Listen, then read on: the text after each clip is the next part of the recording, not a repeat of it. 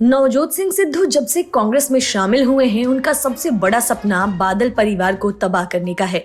अब जबकि पंजाब की सत्ता में सब कुछ उनकी मर्जी से ही किया जा रहा है, ऐसे में उनकी पूरी कोशिश यह रही कि जैसे भी हो बादल परिवार पर सत्ता का कहर टूटे और वो पूरी तरह से तबाह हो जाए। नशे के अवैध कारोबार से लेकर ट्रांसपोर्ट तक और केबल इंडस्ट्री से लेकर बेअदबी तक हर कहीं सिद्धू बादल परिवार को घेरना चाहते हैं। इसी वजह से उन्होंने अपने खास मोहरे राजा वडिंग को ट्रांसपोर्ट विभाग का मंत्री बनाया।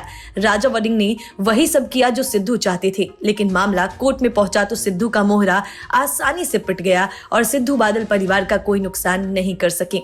उल्टे उन्हें हाई कोर्ट से लेकर सुप्रीम कोर्ट तक मुंह की खानी पड़ी। सुप्रीम कोर्ट ने पंजाब एवं हरियाणा हाई कोर्ट के फैसले के खिलाफ दायर याचिका खारिज कर दी। सुप्रीम कोर्ट ने कहा कि पंजाब सरकार कोर्ट के जरिए अपनी सियासी लड़ाई न लड़े। पंजाब के ट्रांसपोर्ट मंत्री राजा वडिंग के आदेश पर पंजाब सरकार हाई कोर्ट के फैसले के खिलाफ सुप्रीम कोर्ट पहुंच गई थी। यह मामला बादल परिवार और उनके करीबियों की बस परमिट खारिज करने से जुड़ा था। पंजाब एवं हरियाणा हाईकोर्ट ने ट्रांसपोर्ट महकमा संभाल रहे वडिंग के फैसले को रद्द कर दिया था। पंजाब में बस ट्रांसपोर्ट के मुद्दे को कांग्रेस खूब भुना रही थी। कैप्टन अमरिंदर सिंह के तख्ता पलट के बाद राजा वडिंग को ट्रांसपोर्ट मंत्री बना दिया, जिसके बाद वडिंग बादल परिवार की ट्रांसपोर्ट कंपनी ऑर्बिट एविएशन और अकाली नेता हरदीप डिम्पी ढिल्लो की न्यू दीप बस कंपनी के पीछे पड़ गए। मंत्री वडिंग ने उनके बसें जब्त कर पुलिस थाने में खड़ी करवा दी, जिसके बाद सीएम चन्नी और नवजोत सिंह सिद्धू वडिंग के काम के खूब कसीदे पढ़ने लगे थे। मंत्री वडिंग को पहले हाईकोर्ट से झटका लगा था। हाईकोर्ट ने बादल परिवार और उनके करीबी नेताओं की बसों को छोड़ने के हुक्म दे दिए। यहां तक कि मंत्री के परमिट रद्द करने के फैसले को भी खारिज कर दिया।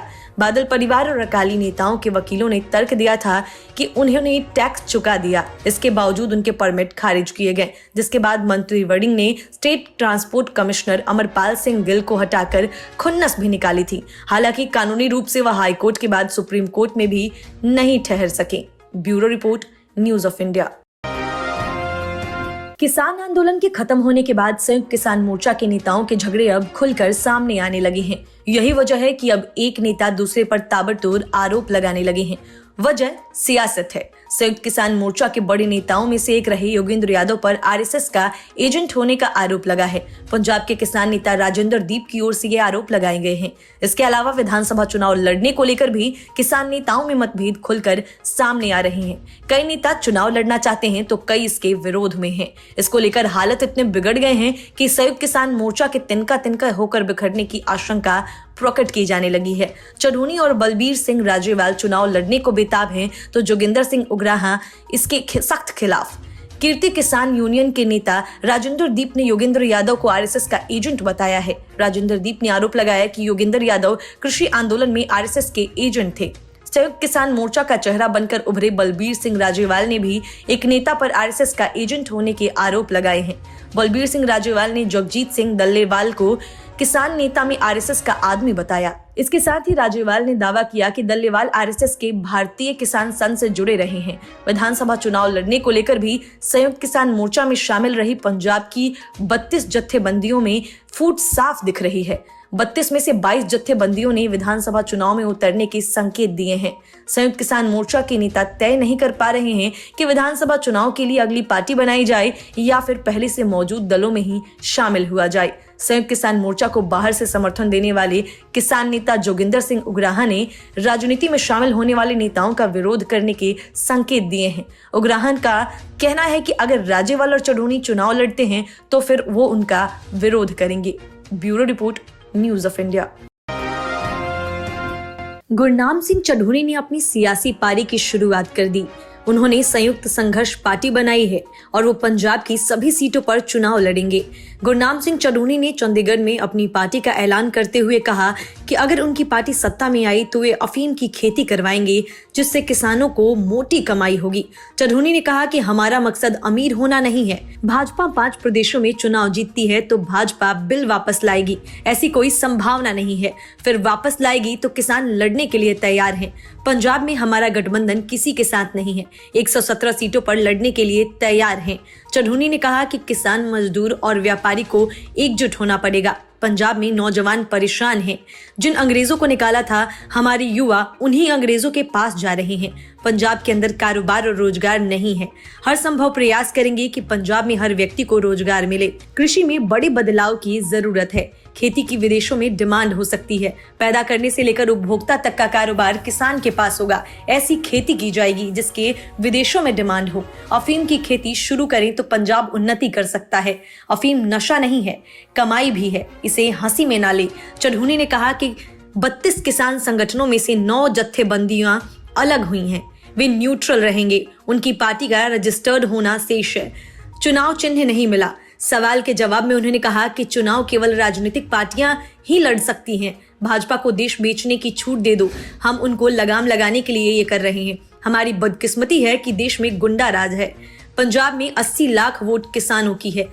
59 लाख वोट से सरकार बनी है। चढ़ूनी ने कहा कि एसकेएम ने मुझे इसीलिए सस्पेंड किया कि ये पंजाब में इंटर क्यों कर गया। हम बता चुके हैं कि पंजाब के ऊपर लोगों की जेब का पैसा अब नीचे वालों की जेब में आएगा। मैं पंजाब में चुनाव नहीं लड़ रहा।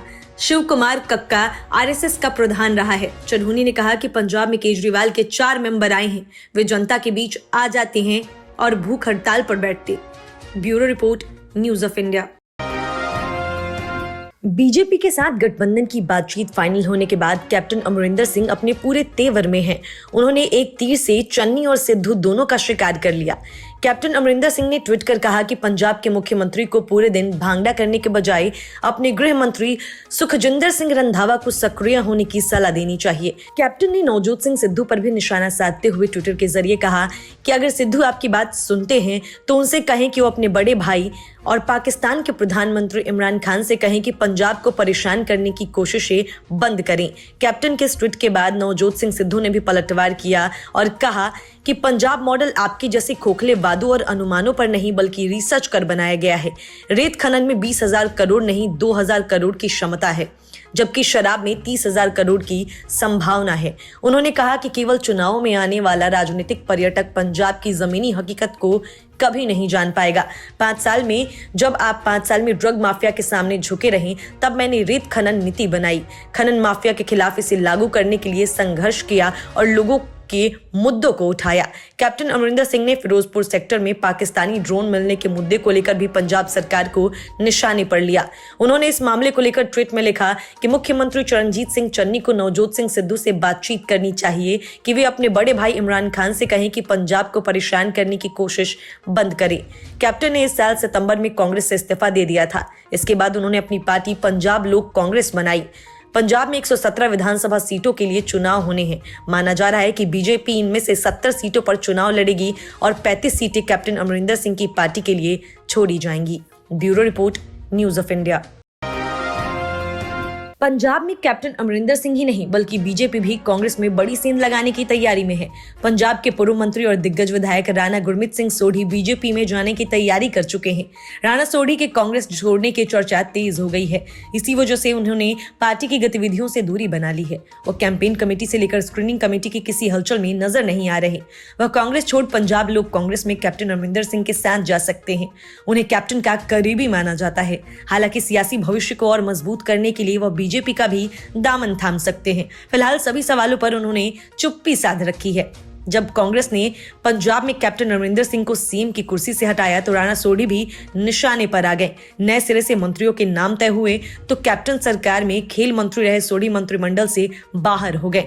तब यह साफ हो गया कि उन्हें कैप्टन से नजदीकी का खामियाजा भुगतना पड़ा। इसकी बड़ी वजह यह थी कि जब कैप्टन के खिलाफ कांग्रेस में बगावत हुई तो राणा ने ही उनके शक्ति प्रदर्शन के लिए अपने घर में डिनर पार्टी रखी थी। पंजाब में कैप्टन की जगह चरणजीत सिंह चन्नी सीएम बन गए तो राहुल गांधी ने मंत्रिमंडल से बाहर हुए नेताओं से मुलाकात की। उसमें राणा सोढ़ी भी शामिल थे। उन्हें भरोसा दिया गया कि पार्टी में उचित जगह और सम्मान देंगे। हालांकि कांग्रेस हाईकमान ने प्रताप सिंह बाजवा को मैनिफेस्टो कमेटी का चेयरमैन और सुनील जाखड़ को कैंपेन कमेटी का चेयरमैन बनाकर खुश करने की कोशिश की, लेकिन राणा सोढ़ी को कोई अहम जिम्मेदारी नहीं दी गई, जिसके बाद वो पार्टी से नाराज बताए जा रहे हैं। पूर्व मंत्री राणा सोढ़ी परिवार 2 सीटों से चुनाव लड़ सकता है। राणा सोढ़ी इस वक्त गुरु हरसहाय से विधायक है, लेकिन वह फिरोजपुर शहर से भी चुनाव लड़ने के इच्छुक हैं। गुरु हरसहाय से राणा सोढ़ी लगातार 4 बार विधायक बन चुके हैं। इस बार वो फिरोजपुर शहर से लड़ सकते हैं, जबकि उनके बेटे अनुमीत सिंह हीरा सोढ़ी या बेटी एडवोकेट गायत्री बेदी में से कोई एक गुरु हरसहाय से चुनाव लड़ सकता है। Bureau report, news of India.